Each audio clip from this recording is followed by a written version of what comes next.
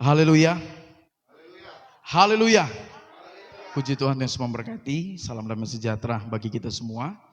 Pada pagi hari ini tentunya saya mengucap syukur. Dan kita semua patut mengucap syukur kepada Tuhan yang sudah menyertai ada di hari yang baru ini.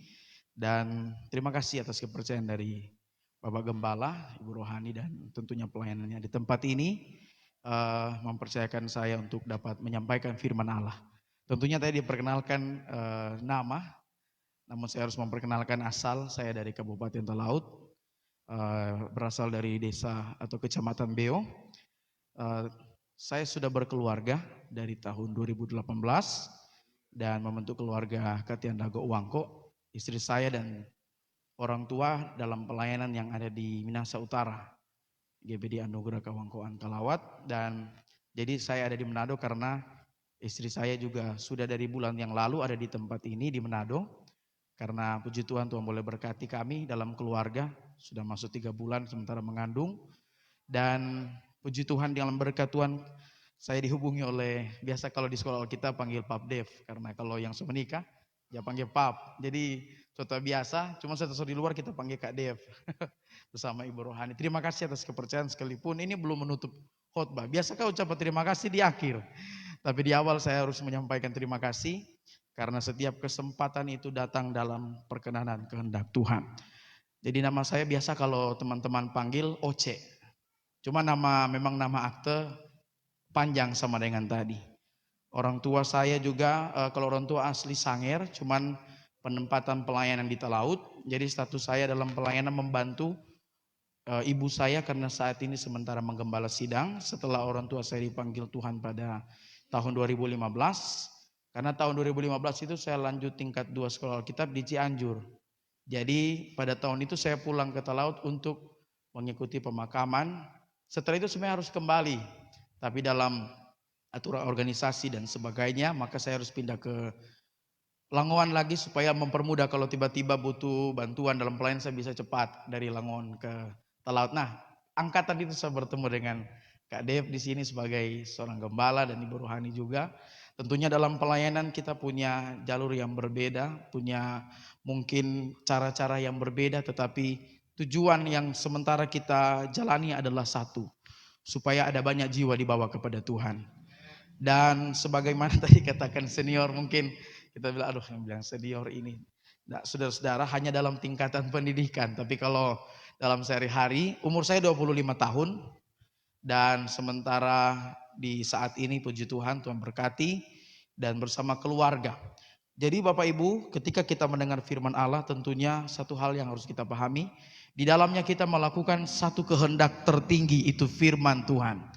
Bagaimana cara kita menyampaikan itu kurang variatif. Bagaimana cara kita menyajikannya, itu adalah bagian supaya firman Allah itu dapat diterima. Kita harus melihat siapa yang kita injili, kita harus lihat siapa yang kita beritakan firman. Tetapi hari ini saya mau angkat dalam Yohanes 1 ayatnya yang pertama. Kita akan baca secara bersama-sama firman Tuhan ini. Dalam Injil Yohanes pada pasal yang pertama dan ayat yang pertama. Kalau kita sudah dapat boleh katakan amin. Kalau tidak keberatan saya jemput kita bangkit berdiri untuk kita membaca firman Allah. Kalau kita sudah dapat, kita setelah hitungan yang ketiga kita akan baca. Yohanes pasal pertama ayatnya yang pertama. 1, 2, 3. Pada mulanya adalah firman. Firman itu bersama-sama dengan Allah.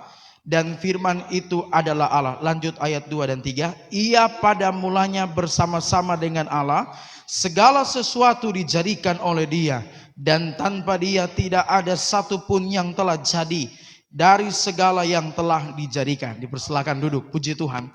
Tuhan Yesus memberkati. Pada kesempatan ini kita boleh diberkati dengan ayat ini. Sebagaimana kita sudah baca pada bagian ayat firman Tuhan, ada 3 ayat yang tadi kita baca. Ayat pertama dan ayat kedua ini adalah sebuah dasar bagaimana keberadaan Tuhan Yesus, bagaimana sejarah, bagaimana asal usulnya, siapa Dia dan keberadaannya itu disamakan dengan apa, kehadirannya di tengah-tengah siapa, dan itu pada mulanya Dia adalah firman dan firman itu adalah Allah itu sendiri. Kita tidak bisa pisahkan dengan firman. Kita tidak bisa percaya Yesus, tetapi kita tidak percaya firman.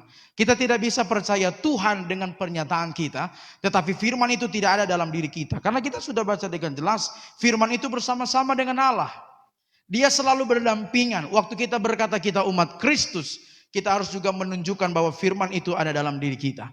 Maka pada ayat yang ketiga menjadi tumpuan. Ayat 1 dan ayat 2 itu sudah kita pahami, itu sudah kita lakukan. Itu bukti hari ini kita datang beribadah karena kita tahu firman itu penting. Waktu kita telah memuji tadi, bagian kita menyembah telah memuji Tuhan. Dan bagian Tuhan untuk berbicara. Baik lewat hamba Tuhan, apakah lewat kejadian, apakah lewat teguran, apakah lewat malapetaka, lewat berkat Tuhan. Tuhan dapat berbicara dalam segala hal. Tetapi yang kita percaya pada ayat yang ketiga, segala sesuatu dijadikan oleh Dia. Dan tanpa Dia tidak ada satupun yang telah jadi dari segala yang dijadikan. Kita harus menjadi pribadi yang tahu mengucap syukur. Saudara yang diberkati Tuhan, kalau kita lihat ada berapa kali diulang kata dijadikan di sini, maka dengan iman sepintas saya bisa katakan bahwa segala sesuatu itu berasal dari Tuhan. Segala sesuatu tidak bisa kita katakan oleh karena tangan kita. Berkat, pertolongan, kesembuhan, kebaikan, bahkan hari ini kita masih ada, ini adalah karena pemberian Tuhan. Saudara, waktu saya menjadi seorang hamba Tuhan sejak tahun 2014, karena tahun 2013 saya tamat SMA, saya langsung masuk sekolah Alkitab. Itu masuk sekolah Alkitab bukan langsung masuk, saya mau. Tapi ada berbagai cara saya tolak, berbagai cara saya lari. Sampai tiba saatnya saya harus menuju kepada apa yang sudah Tuhan atur. Dan demikian saya ada hari ini, berdiri dalam sebuah pelayanan pekerjaan Tuhan. Saya dulu duduk nongkrong dengan teman-teman, pergaulan yang buruk, pergaulan yang bebas. Apalagi kalau anak gembala yang tidak bertobat. Tapi kalau Kak Dev sini kita yakin baik-baik. Kalau kita khusus kita secara pribadi, teman-teman seringkali lihat kita sudah jadi hamba Tuhan, dibilang bajingan itu jadi pendeta. Sementara main drum saudara saya harus mabuk dulu. Harus minum dulu untuk naik pelayanan. Supaya sedap mau main drum. Mau doa lari. Saat khotbah kita turun kamar mandi merokok. Nggak pernah ada satu pribadi yang kita takuti selama kita belum mengenal Yesus. Saya anak gembala, orang tua, papa, mama saya hamba Tuhan. Kakak beradik dari mama saya hamba Tuhan. Om, tante hamba Tuhan. Keluarga besar hamba Tuhan. Tetapi ada seorang pemabuk di dalam pastori yang doa betson pagi, siang, dan malam. Tetapi tidak berubah. Apakah pastori mengubah saya? Apakah doa betson mengubah saya? Apakah orang tua hamba Tuhan menjadi alasan untuk saya jadi orang baik? Tidak. Sampai pada saya tamat sekolah SMA. Tiba untuk masuk wawancara sekolah Alkitab. Ya wawancara saya adalah salah satu dosen yang hari ini mungkin mengajar. Dulu sudah mengajar Islamologi. Tapi Tuhan sudah panggil almarhum Bapak Pendeta Beni Tumbelaka. Dia tanya ke saya begini, kapan terakhir mabuk? Kemarin Pak. Perpisahan dengan dunia yang lama, besok wawancara malam mabuk dengan teman-teman. Tingkat pertobatan yang terlalu dekat. Kalau dari segi wawancara tidak bisa diterima. Tapi dari segi tujuan apa? Tujuan untuk melayani Tuhan. Untuk memperlengkapi diri, saya diterima. Sampai hari ini modal saya melayani Tuhan hanya satu. Adalah bagaimana saya diberikan kesempatan untuk hidup. Pada tahun 2011 motor saya dicuri teman. Dan mereka yang bawa motor itu mati di tempat. Kalau dia ketemu saya yang mati di tempat. Tetapi karena saya ada di dalam Tuhan, saya percaya. Alkitab sudah bilang bahwa kita hanya selangkah dari maut. Tapi waktu saya baca ayat itu saya tidak percaya. Sudah 2 langkah saya jalan, kenapa saya tidak menghadapi maut? Apakah ayat itu salah? Apakah ayat itu tidak cocok? Apakah ayat itu dibuat-buat? Saya mengalami sebuah perenungan diri. Kenapa Alkitab bilang kita selangkah dari maut, tapi sudah beratus kali langkah kita tidak pernah menemui maut? Saya selalu mengimani di dalam itu bahwa waktu saya langkah memang ada maut, tetapi yang menggeser maut itu adalah Tuhan. Setiap kali kita melangkah Tuhan geser maut. Setiap kali kita berjalan Tuhan geser maut. Ada saja kematian, ada saja musibah. Tetapi Alkitab berkata di dalam Tuhan ada perlindungan. Bagaimana saya mengikuti pola dan bagaimana saya mengikuti teladan. Kalau saya mengikuti teladan seseorang yang ada di sekitar saya, banyak sekali teladan dari orang tua saya. Tetapi hampir tidak bisa untuk saya mengikuti. Bahkan sampai ada pada tingkat saya tidak mempercayai Tuhan. Saya usia 12 tahun, saya tidak percaya dengan Tuhan. Saya lebih percaya dengan Panji manusia milenium. Tahun 2000 kan tahun milenium muncul tuh film Manusia Milenium. Saudara-saudara, saya lebih percaya dengan Panji daripada Tuhan Yesus. Guru sekolah minggu bilang, nyanda masih Yesus lebih hebat. Tidak. Panji bisa terbang, saya tidak pernah lihat Yesus terbang. Guru coba yakinkan itu Yesus naik ke sorga, itu dulu, kita belum lihat sekarang. Sampai satu ketika episode di mana Panji memang terkapar, ditembak, kritis. Dan di situ saya menangis, saya bilang, aduh pahlawan kok bisa kritis, bisa mati. Orang tua bilang, coba ngana berdoa. Minta Tuhan tolong. Saya berdoa, Tuhan tolong Panji. Kita kan tidak tahu ini film bercerita. Toh. Episode berikutnya mungkin pemeran pertama meninggal. Jadi besok Primus hidup. Besok Panji Manusia Milenium hidup. Di situ saya percaya Panji Milenium hebat, hampir mati. Cuma Yesus yang bisa hidupkan. Padahal ini cuma persoalan film. Saya bisa percaya Tuhan mungkin tidak dengar khotbah. Tetapi Tuhan bisa izinkan perkara-perkara di sekitar kita. Untuk mengenal siapa Tuhan. Waktu saya baca dalam Lukas 15 ayat 11. Saudara-saudara, di situ Yesus berkata lagi, ada seorang mempunyai 2 anak laki-laki. Saya coba mengambil titik di mana kita mengangkat dalam Yohanes 1 ayat 3. Segala sesuatu itu dijadikan oleh Dia. Dan tidak ada sesuatu yang telah jadi tanpa Dia. Dan ini saya imani dalam Lukas 15 ayat 11. Saya coba lihat bagaimana pola anak Tuhan. Melihat bagaimana pola orang Kristen harus mengikuti Bapa di sorga. Bagaimana kita harus mengikuti Kristus itu dengan cara yang benar. Jangan pernah jadikan gereja yang lain sebagai pola gereja kita. Jangan pernah jadikan gembala yang lain sebagai pola anutan dalam gereja atau pelayanan. Kenapa? Karena setiap orang punya jalan berbatu yang berbeda-beda. Setiap orang punya jalan pengiringan Tuhan yang berbeda-beda. Tetapi kalau kita mengikuti Tuhan yang sama, kalau dia bisa diberkati, saya juga bisa diberkati. Kalau dia bisa dibuat Tuhan seperti itu, saya juga bisa. Asalkan modal kita adalah mengikuti Tuhan. Di dalam ayat ini, dalam pasal ini, saudara-saudara, kita tahu bersama dari sekolah minggu. Bagaimana ada 2 orang anak yang tinggal dalam sebuah rumah, yang memiliki seorang bapa yang sangat baik. Di dalam ayat 12 bilang begini. Kata yang bungsu kepada ayahnya, Bapa berikanlah kepadaku bagian harta milik kita yang menjadi hakku. Lalu ayahnya membagi-bagikan harta kekayaan itu di antara mereka. Saudara-saudara, si bungsu meminta harta bagian hakku untuk dia pakai, untuk dia miliki, untuk dia gunakan. Saudara-saudara, pada bagian ini saya lihat ada seperti kalau orang bahasa di telot ini anak sedikit kurang sopan. Orang tua masih hidup so minta harta. Orang tua masih sehat-sehat so minta harta.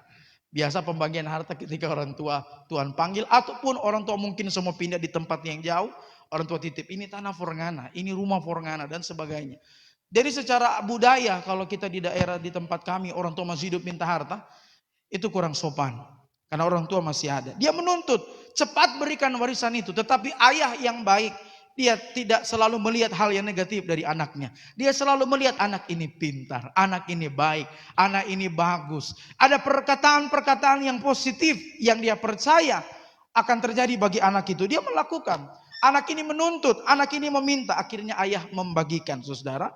Dalam Lukas 15 ayat 17, ketika dia sudah mengambil harta itu, dia sudah memiliki harta itu, dia habiskan, dia lakukan semaunya dia lakukan seinginnya dia. Karena dia sudah mulai dengan ini hakku, bukan hakmu. Ini bukan hak kakak, ini bukan hak tetangga, ini hakku. Terserah kita. Kita mau pakai backing dosa, kita mau pakai backing barang bagus, terserah kita. Sampai semua hak-hak itu habis. Ayat 17, dia menyadari keadaannya. Katanya, betapa banyaknya orang upahan Bapakku yang berlimpah-limpah makanannya. Tetapi aku di sini mati kelaparan. Setelah berkat itu habis, kadang orang baru sadar. Jangan tunggu semua itu tidak ada baru kita sadar. Dia anak punya bapak yang banyak harta. Dia anak yang tahu betul orang tuanya seperti apa. Tapi Alkitab bilang saat dia punya harta dia tidak sadar. Dia lupa dengan berkat yang telah dia peroleh. Itu hanya pemberian. Dia tidak kerja. Dia hanya diberikan. Dia hanya terima bagian dari Bapa.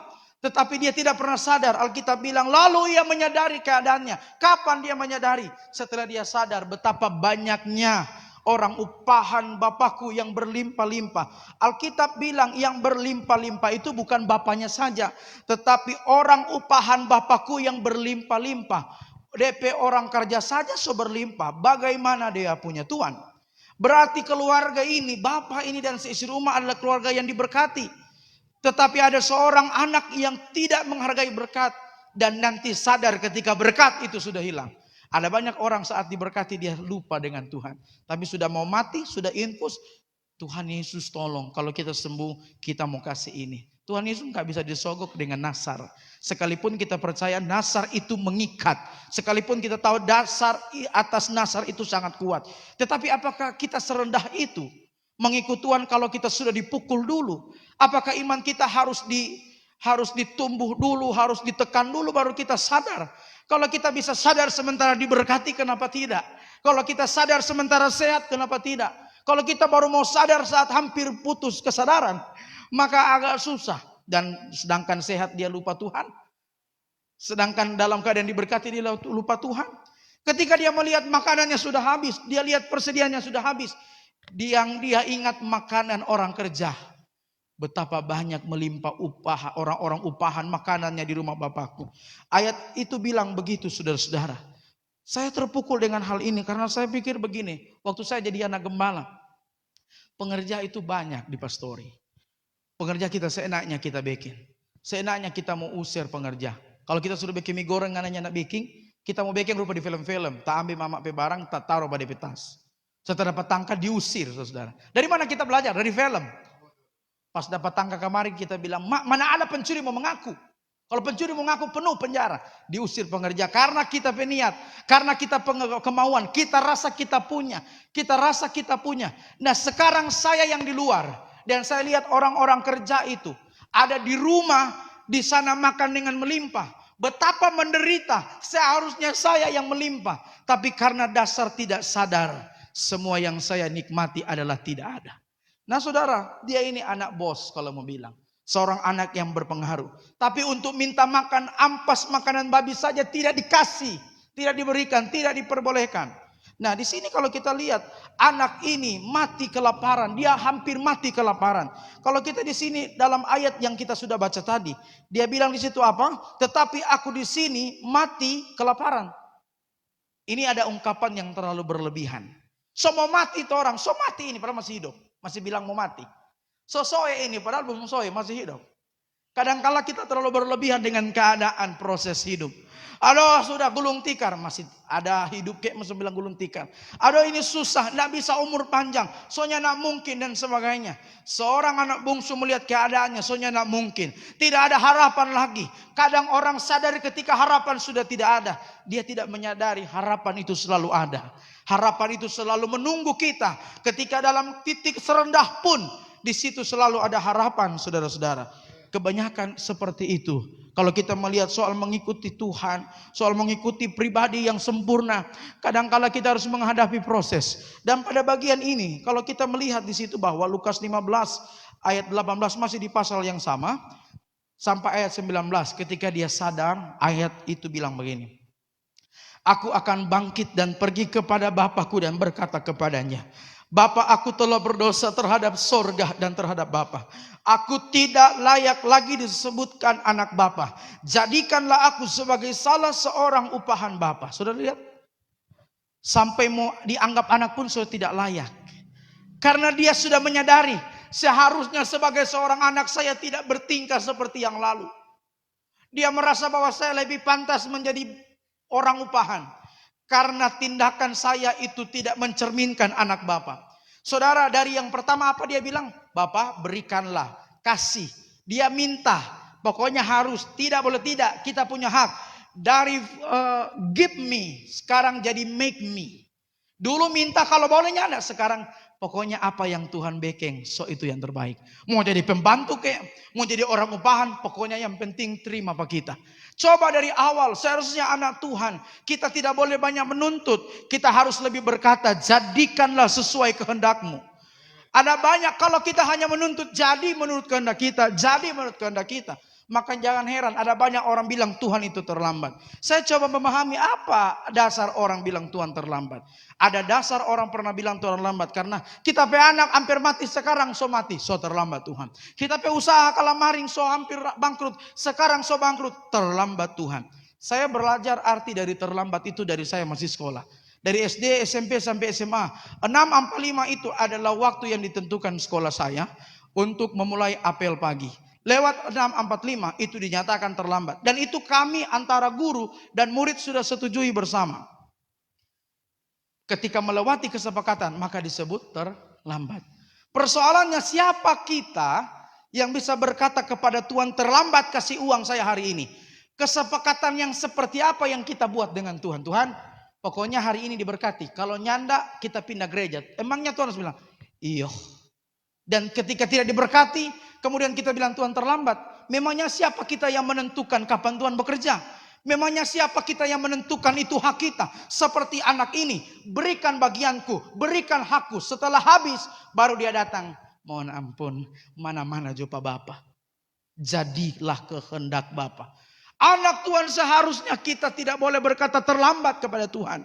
Karena kita hanya bisa berkata, jadilah kehendakmu. Kalau belum hari ini, mana-mana Pak Tuhan. Tetapi doa jangan mana-mana. Kalau mau berkat hari ini, doa mulai harus dari hari ini. Kalau doa mau saudara diberkati hari ini, doa harus dimulai hari ini. Jangan pernah memulai ketika sudah ada tanda-tanda.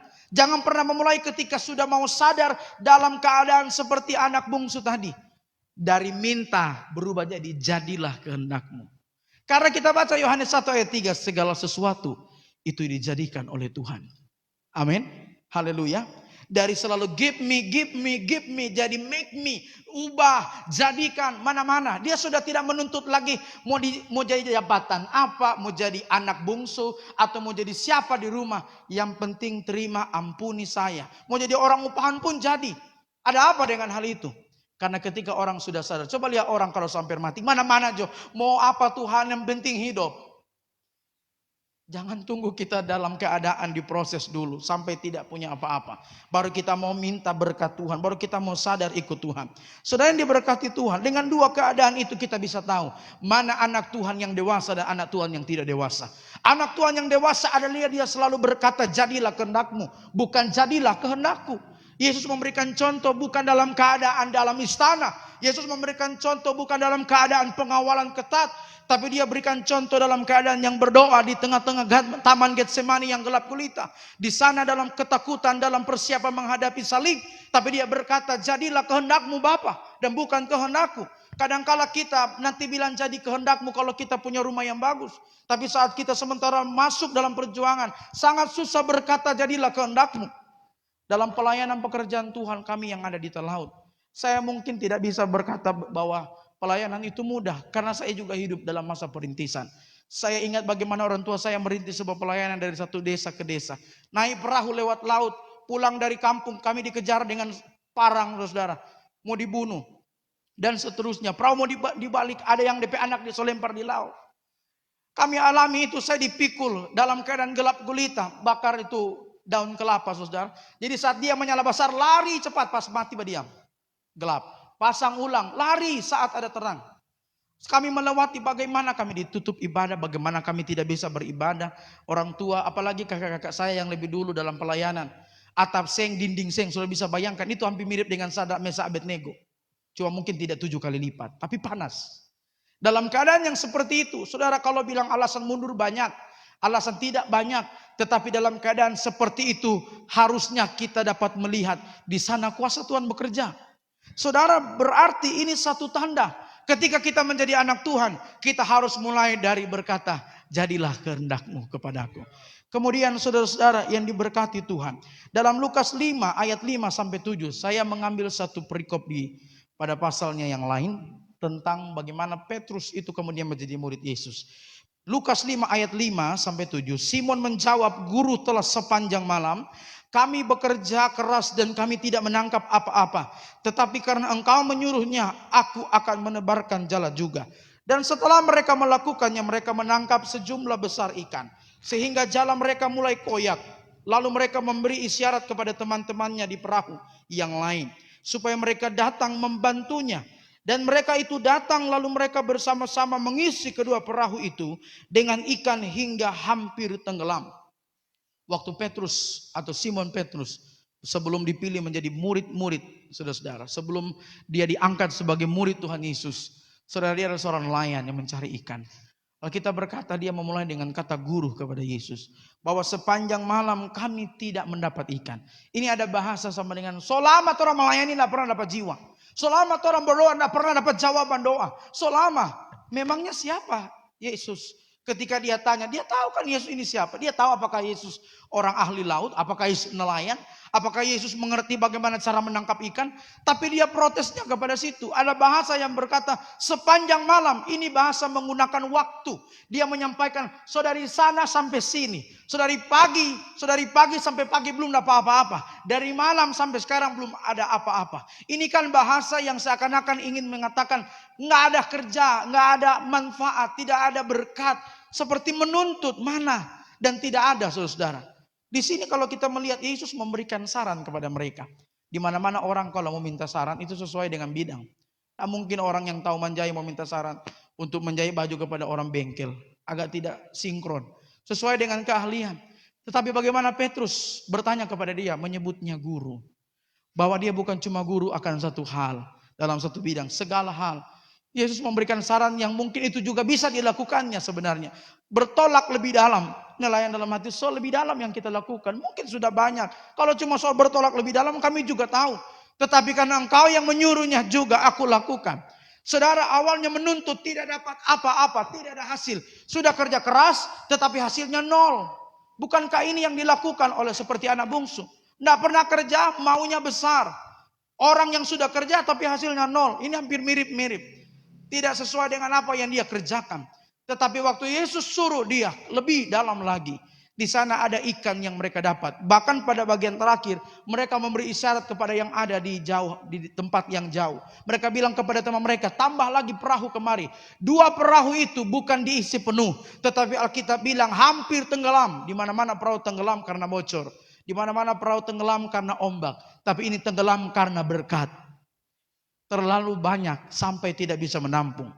Berkat bisa membuat saudara diberkati. Tapi kadang berkat bisa membuat kita juga mengalami malapetaka. Bukan apa? Apakah itu benar? Yes. Ketika berkat salah digunakan, anak bungsu hampir seperti saudara bisa lihat tidak punya apa-apa. Bahkan keinginannya sudah mau makan ampas babi. Ketika Petrus dalam kelimpahan, dalam berkat Tuhan, mereka panggil orang lain. Tidak mampu menampung. Saudara lihat baik-baik ayatnya yang ke-8 dalam Lukas 5. Ketika Simon Petrus melihat hal itu, dia lihat ikan begitu banyak. Kita kerja kerasnya nada apa, tapi cuma kerja yang mudah yang Yesus suruh. Asalkan firman Tuhan bilang, yang dia dapatkan lebih dari kerja keras. Lebih dari yang orang lain lakukan. Lebih dari nelayan-nelayan yang lain. Bahkan hampir membawa mereka kepada maut. Tetapi lihat baik-baik. Dia tersungkur depan Yesus dan berkata, Tuhan, pergilah daripadaku. Karena aku ini seorang berdosa. Waktu kita diperlihatkan mujizat, yang paling pertama kita lakukan bukan pamer. Yang paling pertama kita lakukan bukan kasih tahu saya diberkati. Tapi kasih tahu sama Tuhan, saya ini orang berdosa, ampuni saya. Petrus bersungut sepanjang malam, tapi Tuhan kasih berkat. Ada orang yang ketika tidak setia sama Tuhan, orang yang mungkin acuh tak acuh dengan pelayanan, tapi Tuhan izinkan dia diberkati. Itu sebagai templakan untuk engkau berbalik, sebagai templakan untuk engkau sadar bahwa Bapa itu sangat mengasihi kita. Saudara lihat ayat 9, saya tidak berhenti sampai situ. Sebab ia dan semua orang yang bersama-sama dengan dia takjub oleh karena banyaknya ikan yang mereka tangkap. Perhatikan, mereka takjub, mulai mengenal. Takjub kepada perintah yang dia terima dari Yesus. Takjub kepada pemberi perintah. Siapakah orang ini yang bisa kemudian membuat sebuah jaminan ketika bertolak lebih dalam ada sesuatu yang didapatkan. Ketika lebih lagi melakukan firman, ada sesuatu yang mereka peroleh. Yang saya kagum sama Petrus di sini, bahwa ketika dia dapat ikan, ketika dia lihat mujizat, dia tidak tertarik lagi dengan ikan. Dia tidak tertarik lagi dengan perahu. Dia tidak tertarik lagi dengan air. Dia tertarik dengan Yesus. Seharusnya waktu kita diberkati, kita harus lebih tertarik sama pemberi berkat. Bukan apa sama berkat yang kita terima. Oh terlalu banyak, soalnya pendeta tidak bisa ibadah. Hari ini mau ukur tanah. Sebelum saudara Tuhan izinkan ukur tanah kuburan, ukur tanah pemakaman, datang ke tempat ibadah. Segala sesuatu yang diberikan kepada kita, kita harus menghargai seperti Petrus. Dia takjub bukan kepada ikan itu, dia takjub kepada pribadi itu. Dan saat itu juga katakan bahwa Yesus bilang kamu akan kujadikan penjala manusia. Apakah dia bertahan? Tidak. Di sini Jo, berkat ini banyak. Tidak. Dia lebih memilih untuk mengikut Tuhan. Kemudian mungkin ada pertanyaan, terus berarti kita harus tinggalkan, kalau kita kerja kantor, kita tinggal kantor, kemudian ikut Tuhan. Kalau kita kerja sebagai TNI, kita harus tinggalkan TNI, ikut Tuhan. Bukan seperti itu. Tapi waktu saat kita kerja, pandangan kita adalah kepada yang memberikan berkat itu. Pandangan kita adalah kepada Dia yang memberikan semua yang saya sudah baca, saudara sudah baca. Dalam Yohanes 1 ayat 3, segala sesuatu dijadikan oleh Dia. Haleluya. Jangan sampai kita salah kepada ketertarikan. Ketika Petrus melihat dalam penampakan Yesus berdoa di bukit, dia melihat ada Musa dan ada Elia. Dan Yesus yang sementara berdoa. Pada saat itu Petrus bilang, betapa indahnya saya pada saat ini. Dan dia berkata, aku akan menyediakan 3 kemah. Satu untuk Yesus, satu untuk Musa, satu untuk Elia. Tiba-tiba suara datang dan berkata, kepadanya lah aku berkenan, kepada Yesus. Dan tiba-tiba Musa dan Elia itu menghilang ditutupi awan. Ini sebuah gambaran bahwa apa? Petrus coba samakan pemberian dirinya, pemberiannya kepada Tuhan dan kepada Musa dan Elia. Siapa? Mereka berdua ini orang adalah milik Tuhan, adalah hamba Tuhan.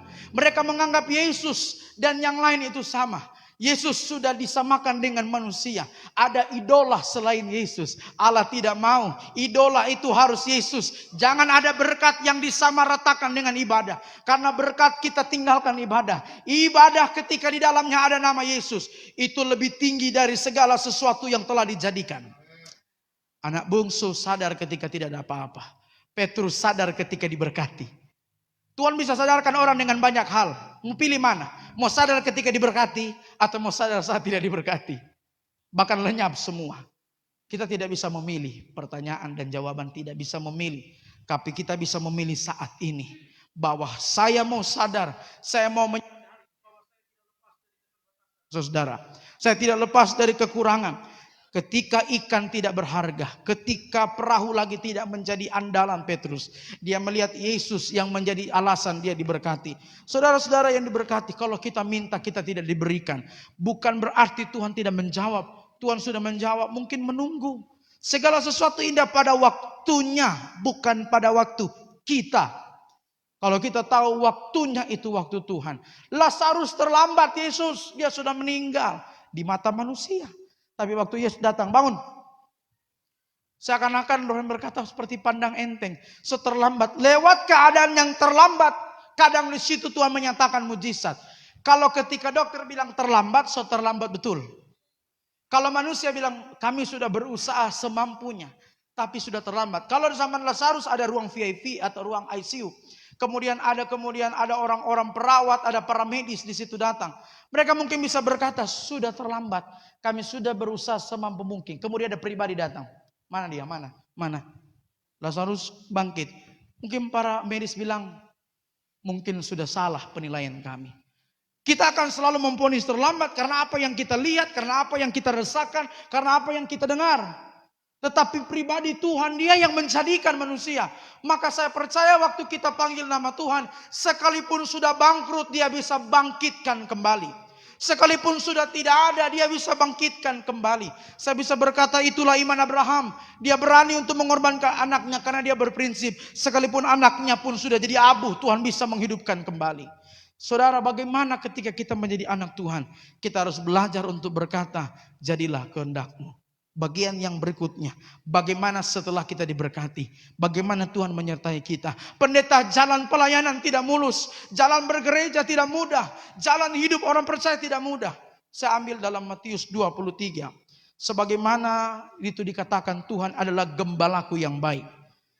Ayat ini sebagai salah satu ayat yang saya gunakan dalam skripsi saya pada tahun 2019. Tentang bagaimana pola pengembalaan yang baik. Karena saya merasa tidak ada pola yang baik selama itu di luar firman. Tapi ketika ada dalam firman, itu adalah dasar paling benar. Dan saya angkat tema ini waktu dalam skripsi. Saya waktu itu diuji sama 2 dosen yang hari ini sudah dipanggil Tuhan. Bapak Pendeta Nuh Mandey sebagai rektor. Dia uji dalam waktu ujian skripsi, saya disuruh menyanyi Tuhan gembalaku yang baik. Kemudian dia tanya bagaimana cara untuk menggembalakan menurut Anda. Bagaimana cara untuk Anda belajar mengembalakan jemaat? Saya katakan begini, saya tidak mulai dari mengembalakan orang-orang yang ada di dalam. Karena saya tahu dari segi umur mungkin akan ada gap antara saya dengan yang saya layani. Ketika mereka lebih tua dari saya. Mungkin akan melihat bahwa oh anak panggal ini mau ajar apa kita. Atau menasihati. Saya mulai dari hewan saudara. Di sekitar kami itu ada hewan yang lalu lalang. Bukan hewan kami. Tapi setiap kali dia datang di tempat kami kita kasih makanan. Dia datang lagi kita kasih makanan. Sampai dia tidak mau pulang. Sampai orang berpikir kita yang curi. Kita bilang kita tidak curi, kita hanya kasih makan. Kita hanya kasih makan. Tapi dia sudah mau pulang, mungkin di sana tidak dapat makan. Dan saya rasa mulai mengembala dari situ saya lihat bagaimana kami memperlakukan hewan dengan cara memberi makan, cara memberi minum. Saya tidak bilang balik lagi ya, saya tidak bilang kembali lagi di sini ya. Tidak, saya murni berikan makanan, saya murni berikan minuman. Bahkan sampai makanan yang tidak diberikan dia sapu rata. Kayak pada di dapur. Dia semua jaga oh kita bilang so lebih ini. Kita semua ada atur jarak. Sampai saat di mana orang bilang Pak Gembala itu tapi anjing sini. Oh iya, ada di sini. Orang pikirnya kok orang sopan jurit. Tidak. Kalau selama dia ada di kalangan pengembalaan dia makan dengan sehat.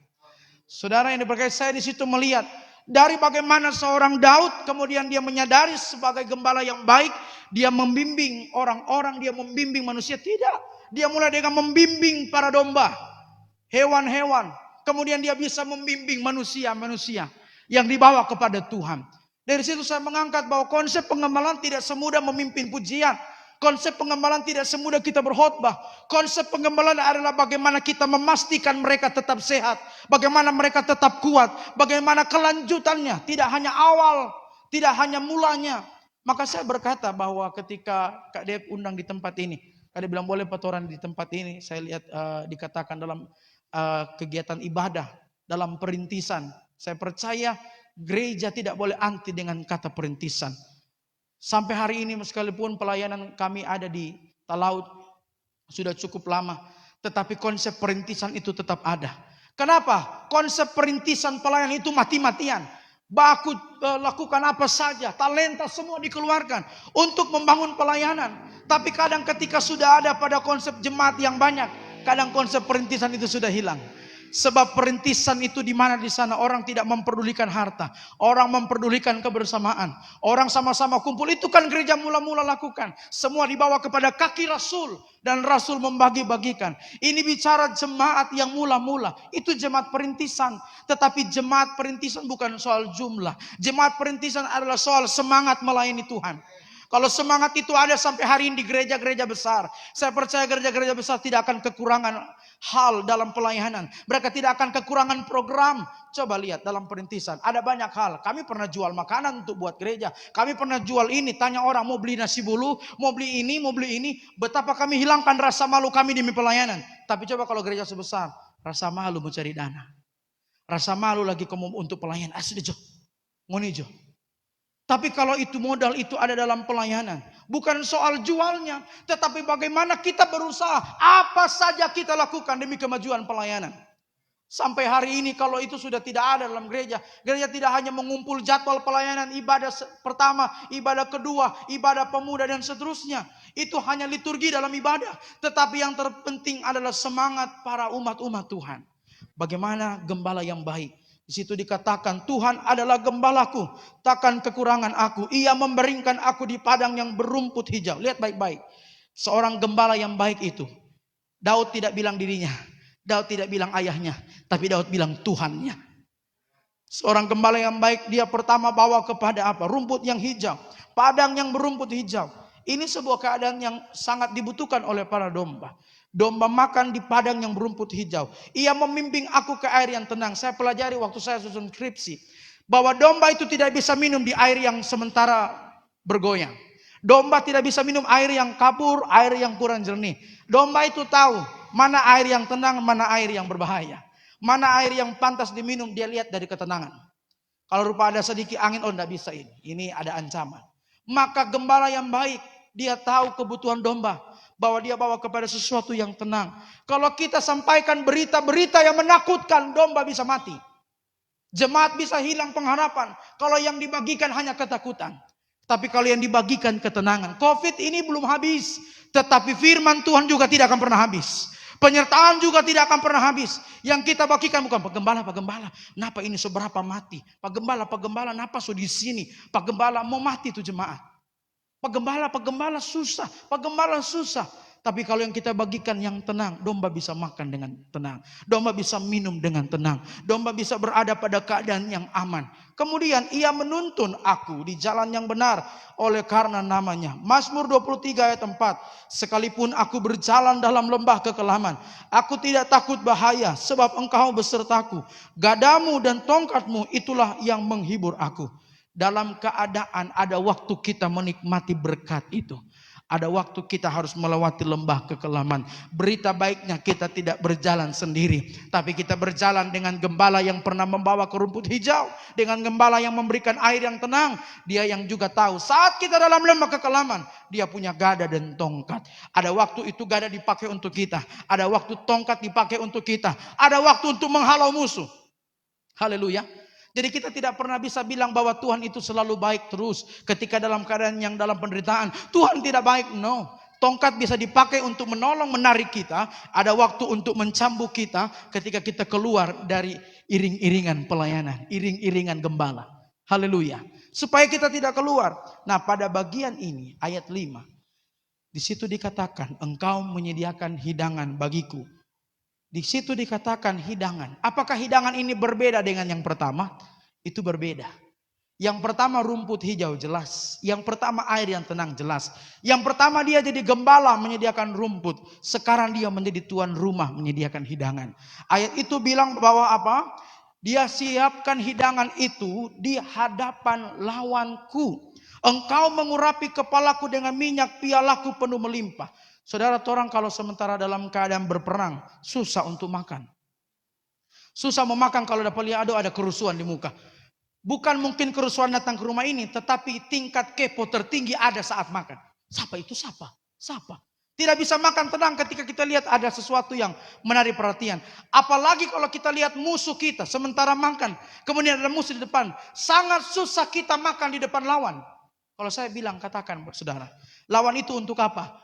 Untuk mengganggu saat kita menikmati hidangan dari Tuhan. Siapa dia lawan? Itu setan. Waktu kita mau terima firman, kadang lawan itu ganggu kita. Nggak ada pantas ada di gereja. Tetapi siapa yang menjamin kita tetap bisa makan sekalipun di depan lawan? Itu gembala yang baik. Mungkin untuk tetap percaya dengan Tuhan agak susah. Di saat yang lain usahanya lebih besar. Di saat di depan lawan kita ada banyak lawan Tuhan. Sangat susah saya menerima hidangan dari Tuhan. Sangat susah saya menerima berkat dari Tuhan. Tapi kalau yang siapkan berkat itu Tuhan, tidak ada satu tangan yang bisa mengambil berkat itu dari kita. Kalau Tuhan yang menyediakan hidangan, itu adalah tugas gembala yang baik. Dia menjamin kita makan di padang rumput. Dia menjamin kita minum di air yang tenang. Dia menjamin kita lewati lembah kekelaman. Dia menjamin di hadapan lawan pun kita tetap aman saat makan.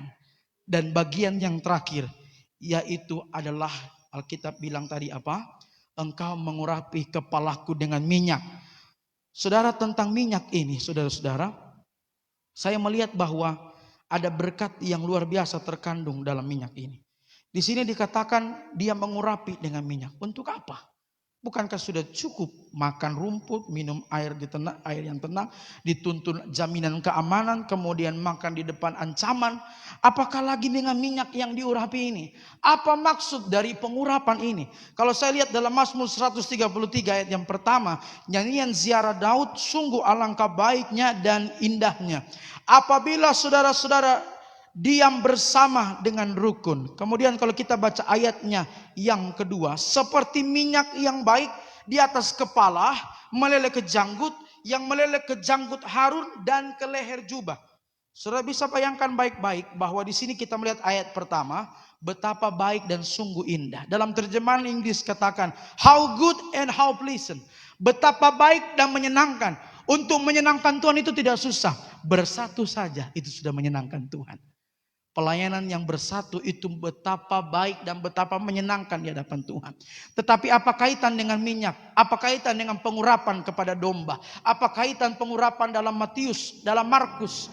Bagaimana pengurapan digunakan di sana? Ada orang-orang yang kemudian bertobat kepada Tuhan.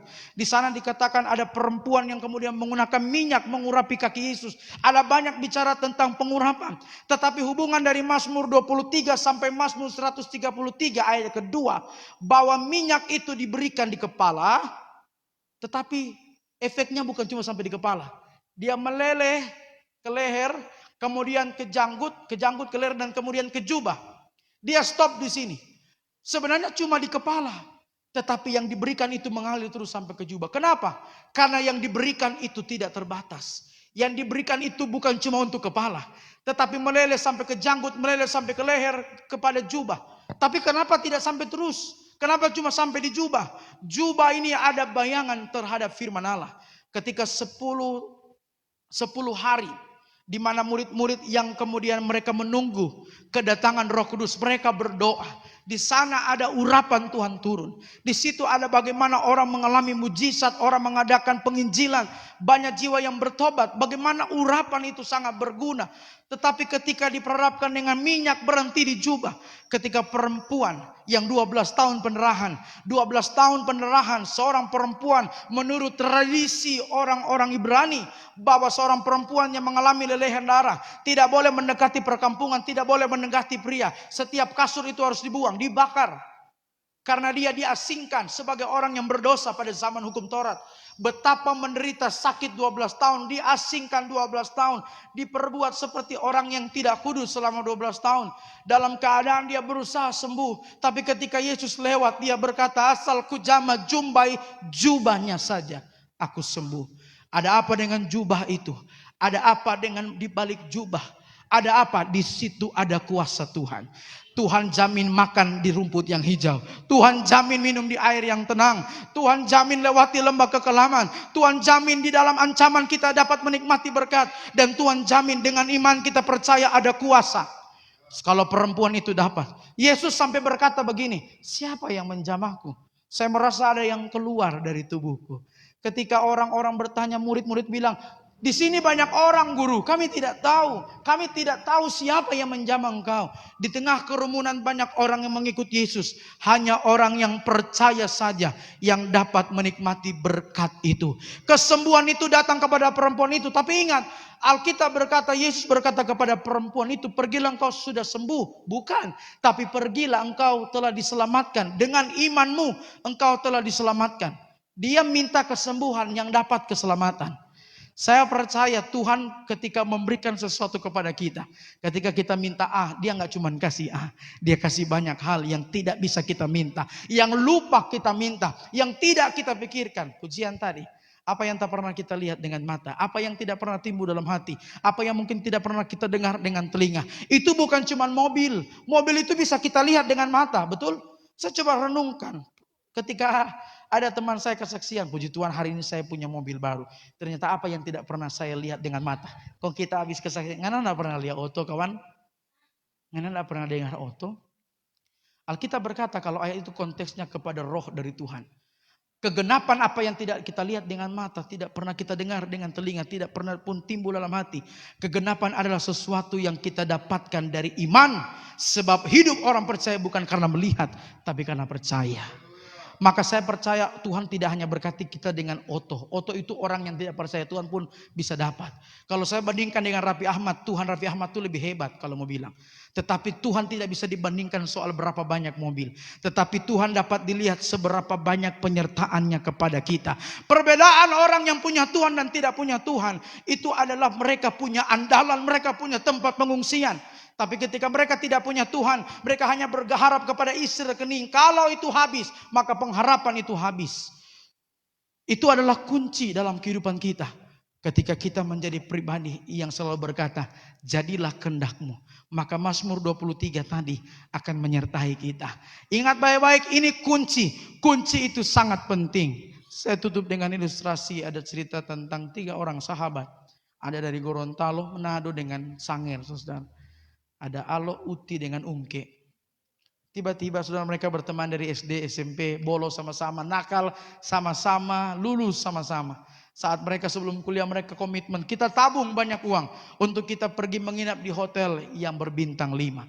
Mereka sampai pada tabungannya cukup, mereka menginap di hotel yang berbintang 5. Mereka pilih lantai yang cukup tinggi, lantai 30. Di atas lantai 30 itu mereka naik dengan lift.